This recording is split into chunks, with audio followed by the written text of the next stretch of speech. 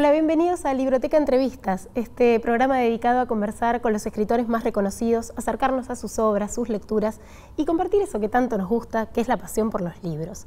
Nuestro invitado de hoy es el escritor mexicano Jorge Volpi, que estuvo en Argentina para presentar su último libro, llamado Una novela criminal, que ganó el premio Alfaguara en 2018. Una historia de no ficción basada en el caso real de dos presuntos secuestradores, una francesa y su novio mexicano, que fueron encarcelados a partir de pruebas falsas fraguadas por la policía y la televisión mexicanas, que además desató un gran brote xenófobo en la población en contra de esta supuesta criminal francesa y extranjera. Uno de esos casos en los que literalmente la realidad supera la ficción. Los dejo con la primera parte de la entrevista con Jorge Volpi.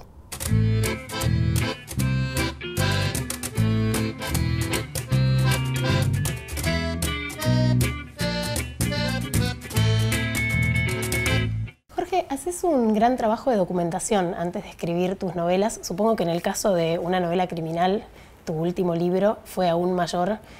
¿Cómo fue acceder a fuentes en un caso en el que la policía y los medios fraguaron pruebas?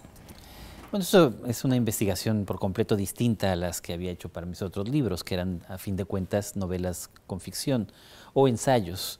Aquí sí fue un trabajo más cercano al del periodismo. Yo no tengo ninguna formación de periodista, pero tuvo que ver con revisar el expediente del caso, que son más de 20,000 folios, entrevistar a muchos de los protagonistas, ver todo el material audiovisual que hay sobre el caso y leer todo lo que se había publicado sobre este mismo caso anteriormente. Y con eso, bueno, armé una primera versión del libro de 800 páginas que luego terminó reducida a estas 500. No tan reducida. Bueno, 300 menos, no es tan poco, pero sí. ¿Y cuánto tiempo fue el proceso de producción? 3 años en 3 años. en total, sí. ¿Y cómo fue acogida esta novela de no ficción, la podemos llamar? Sí, está siendo acogida, salió hace un mes también en México, ya ha comenzado a desatar muchos comentarios, por un lado sí sobre la novela, sobre el caso, pero también muchos comentarios políticos o muchos comentarios sobre lo que retrata la novela del sistema de justicia mexicano. Ha comenzado a generar una discusión pública sobre este tema. ¿Qué fue lo más complicado que te tocó contar en esta novela? Bueno, muchos de los protagonistas fueron torturados, el protagonista central también, Israel Vallarta, pero yo no le pregunté sobre esto cuando lo vi varias veces en la cárcel, leí su testimonio en el expediente, pero en cambio sus dos sobrinos, que fueron detenidos y luego liberados hace poco por falta de pruebas, porque nada comprobaba su participación en una banda criminal. A ellos sí los entrevisté directamente, bastante al inicio de la escritura, y los dos me contaron cómo fueron torturados. Eso sí fue, digamos, yo creo que fue la parte más estremecedora, digamos, de la escritura del caso. Eso vos aclarás que se trata de una novela sin ficción. ¿Querés hacer alguna distinción con el término que usamos generalmente con non-fiction para hablar de obras como A Sangre Fría o Operación Masacre? ¿Hay alguna distinción que quieras hacer? Para no decirlo en inglés, sobre todo. En realidad no es tanto más que eso. Sí, Truman Capote es el que lo bautiza como non-fiction novel, aunque en realidad Operación Masacre de Rodolfo Walsh es anterior y es realmente donde se funda el género. Pero es latinoamericano. Pero como es latinoamericano, nunca se le pudo llamar en español, entonces prefiero, digamos, simplemente el término novela sin ficción a decir non-fiction. Pero es paradójico porque es una novela sin ficción en donde la ficción la aportan las fuerzas policíacas y las fuerzas judiciales, ¿no? Exacto, las autoridades. Aquí, los novelistas en esta historia son las autoridades quienes fraguan toda esta serie de mentiras, que es como manera correcta de llamarlas, una tras otra en una especie de bola de nieve para ir ocultando la verdad. Es una pareja de secuestradores. O presuntos secuestradores. Perdón, claro, es una pareja de presuntos secuestradores y ella es una ciudadana francesa, con lo cual suscitó no solo un problema incluso diplomático entre México y Francia, sino también, vos mencionás, un brote de xenofobia dentro de la sociedad mexicana que tuvo como chivo expiatorio a esta ciudadana francesa. ¿Por qué crees que una sociedad que es tan profundamente vapuleada, sobre todo desde los Estados Unidos, con una discriminación brutal, tiene esta operación? Bueno, creo que es algo inevitable en nuestras sociedades. A veces el nacionalismo se combate con un nacionalismo inverso. Entonces, frente, sí, por ejemplo, ahora a las agresiones de Trump, pues, inevitablemente hay un cierto nacionalismo mexicano. Y en realidad, bueno, México vive de la imagen de ser muy hospitalario. Y claro, somos muy hospitalarios para los turistas. Pero ahora también, digamos, la manera como los mexicanos tratamos a los inmigrantes centro y sudamericanos es peor de la manera como Estados Unidos trata a México. En este caso, fue la manipulación de la policía, de las autoridades y de los políticos con los medios la que propicia esta especie de brote de xenofobia. El momento en el que durante semanas se dice que Florence Cassé es culpable, que se la vincula con estos secuestros, en donde se dice que ella es la culpable de secuestrar a un niño y que incluso ella le quiso cortar una oreja a un niño. Todas estas cosas que no han sido comprobadas en absoluto generan la imagen de la francesa pelirroja, muy blanca, malévola, ¿no? Entonces la imagen que todo el mundo en México repetía de la maldita secuestradora, pero es la construcción de los medios la que lo propicia. ¿Y cómo fue posible una construcción tan sostenida durante tanto tiempo? Bueno, ese es, digamos, lo terrible del caso y que permite relacionarlo con tantos otros en otros países y sobre todo en América Latina. Los medios juzgan antes de que juzguen los tribunales, crean una imagen clara de lo que está pasando, aunque no se haya dilucidado por parte de los jueces. Y luego esa opinión pública influye también en los jueces a la hora de tomar sus determinaciones. Y eso es lo que pasa aquí. Durante el montaje, todo el tiempo, justo los periodistas decían, bueno, llamémoslos presuntos secuestradores, pero solo como porque tenemos que hacerlo, pero es claro que lo son. Y así durante semanas. O ya en el enfrentamiento de Calderón con Sarkozy, todo el tiempo era ella no solo la líder, no solo la parte de la banda, sino líder de la banda. Entonces, claro, esta construcción pues, es la que permite, digamos, que se cree una opinión pública tan desfavorable.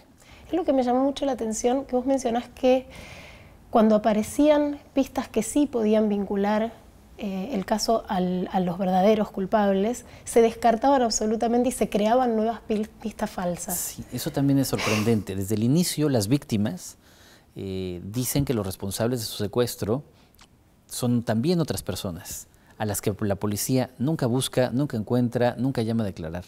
O sea, basta que hayan detenido a Florence Israel para, según ellos, cerrar el caso, ni siquiera atendiendo lo que están diciendo las víctimas. ¿Y por qué te parece que eso es posible? Porque yo creo que aquí es claro que había una intención de culparlos únicamente a ellos.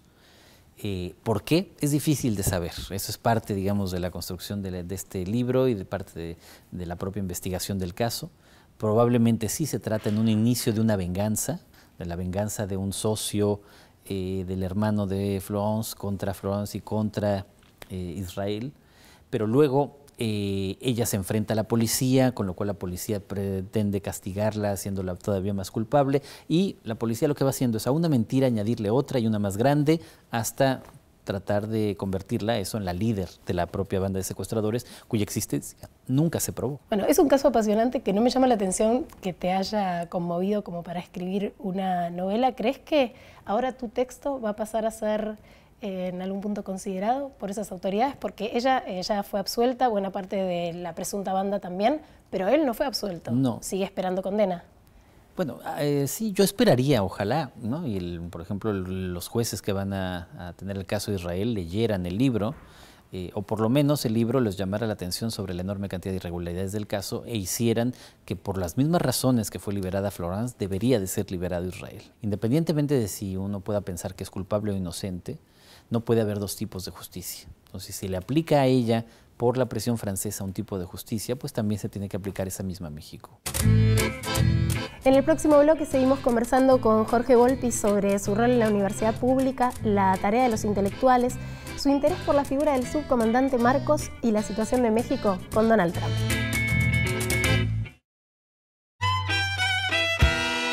Jorge Volpi es uno de los escritores más importantes de las letras mexicanas en la actualidad.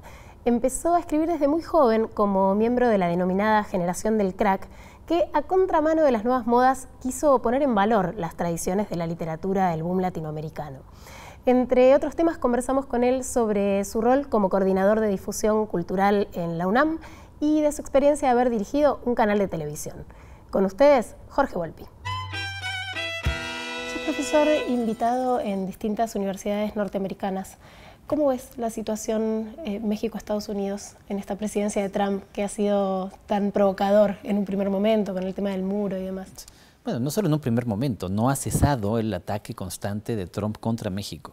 Trump eligió México como su caballo de batalla, como su enemigo principal. Cada vez que le va mal en cualquier otro tema, recurre al ataque contra México.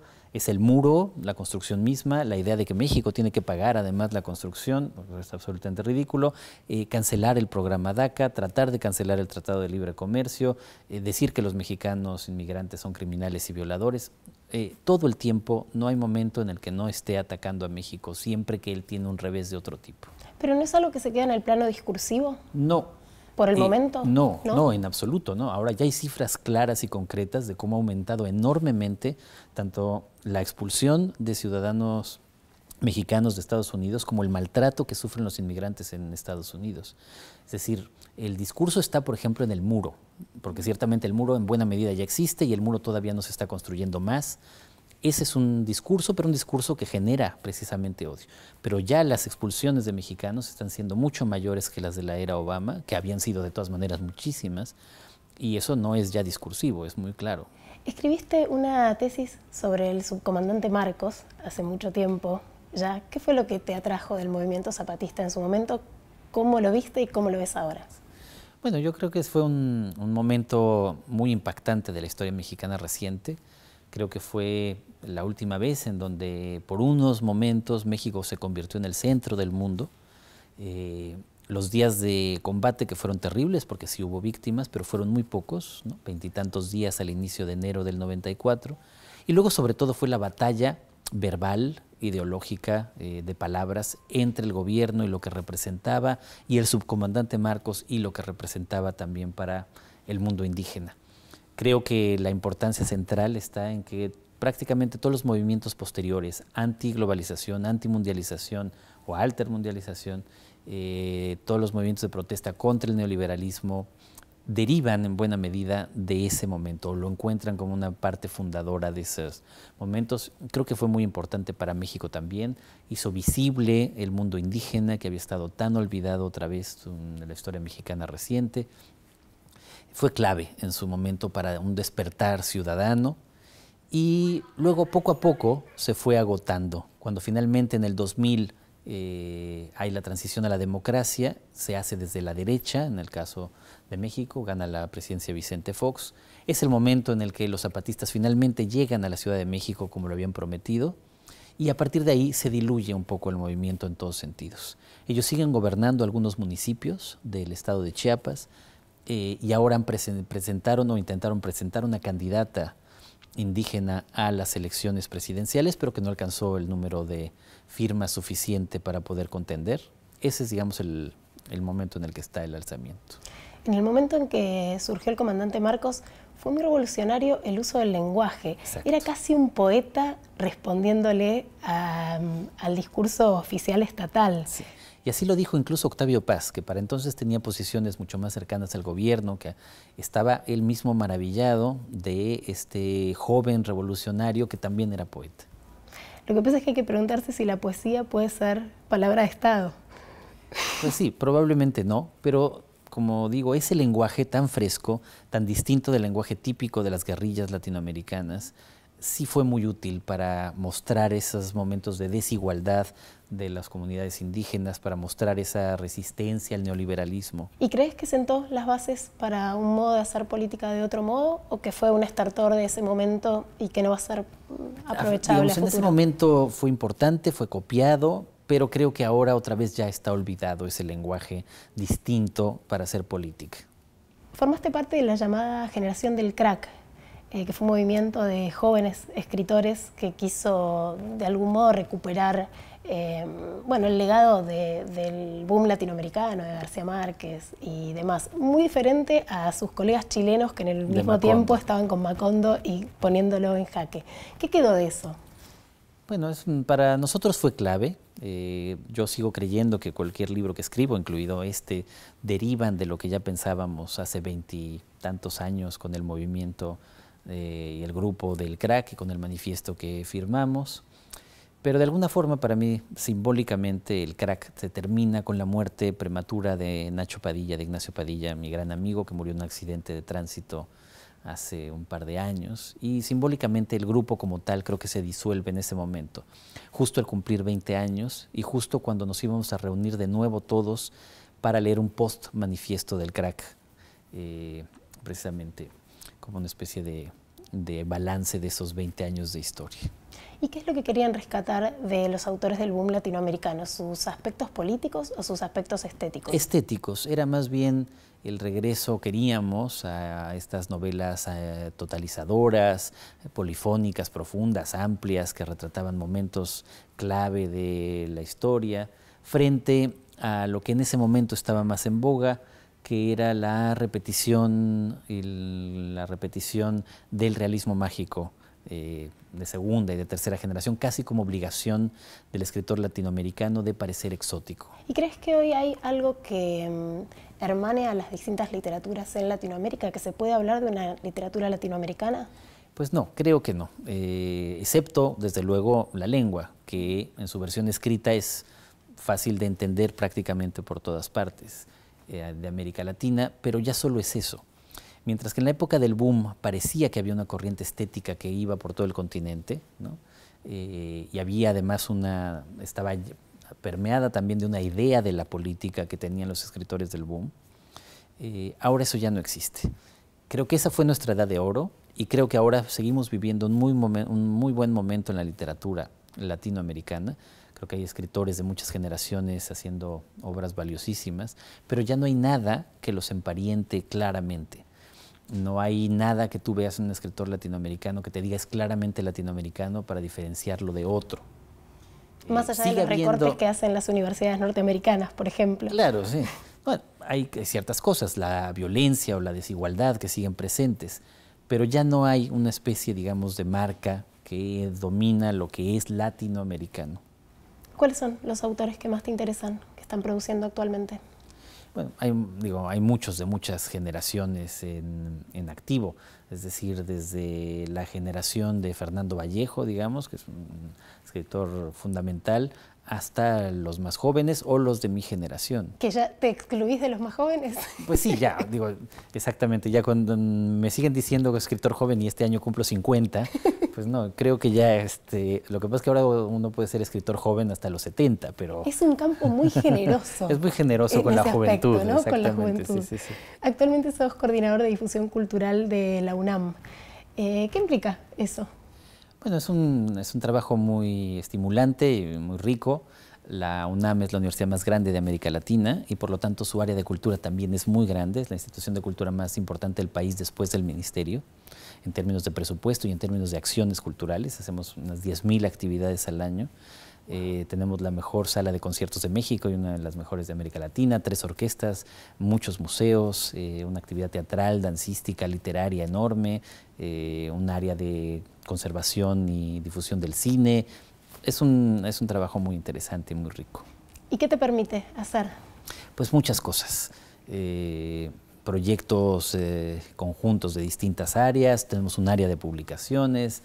Este año, digamos, la acción central son las actividades por la conmemoración de los 50 años del movimiento estudiantil del 68, en donde tenemos pues, más de 100 actividades vinculadas con el 68. Que fue también algo de lo que escribiste en su momento. Sí, también escribí un libro sobre el 68 y yo nací en el 68, entonces... Está sobresignificado ese año en mi caso, sí. Para vos. ¿Y qué crees que quedó de ese legado intelectual? Bueno, en el caso mexicano, no sé cómo es en otros países más claramente, por ejemplo Argentina, pero en el caso mexicano, sí, todos los movimientos posteriores de lucha por mayores derechos ciudadanos, simbólicamente el 68 es su hito fundador. Los movimientos feministas, ecologistas, democratizadores posteriores de estos 50 años, todos ven en el 68 su origen. ¿Y crees que fue cambiando en el último tiempo la figura del escritor? ¿Se espera hoy que los escritores de ficción además cumplan el rol de intelectuales? No, creo que eso ha ido perdiéndose por muchas razones.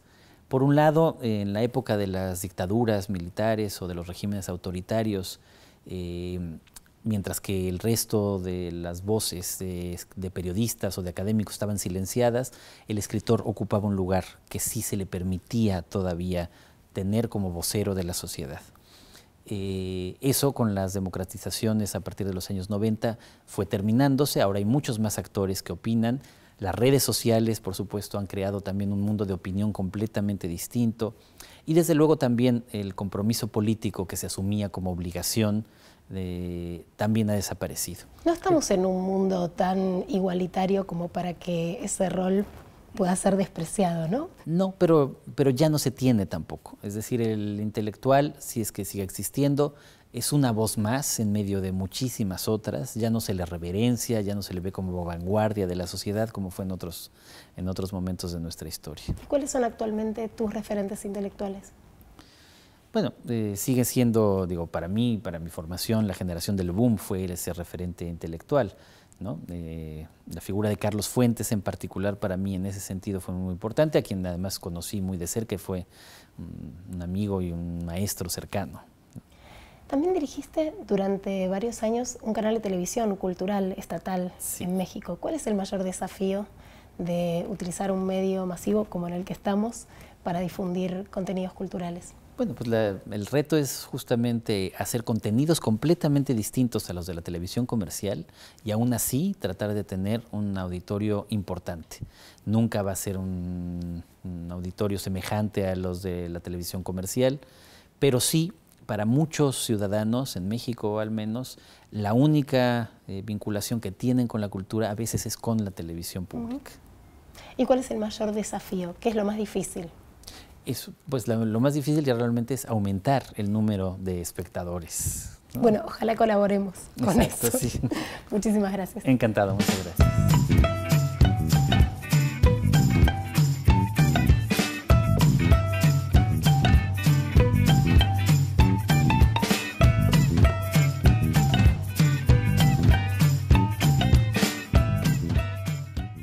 Hasta acá la entrevista exclusiva que tuvimos con Jorge Volpi. La semana que viene vamos a conversar con Laura Alcoba, la escritora argentina que hace ya varios años vive en Francia y se hizo mundialmente conocida con La Casa de los Conejos, donde contó su experiencia como una niña hija de montoneros. Y mientras escribía La Casa de los Conejos no sabía si iba a terminar ese libro, no sabía si iba a ser un libro algún día en ese momento. Cada vez que mi madre venía a casa, yo ocultaba todo, apagaba la computadora si estaba escribiendo en la computadora. ¿Estabas escribiendo en la clandestinidad? Escribí ese libro en la clandestinidad. Nosotros nos encontramos la semana que viene con más Libroteca Entrevistas. Hasta la próxima.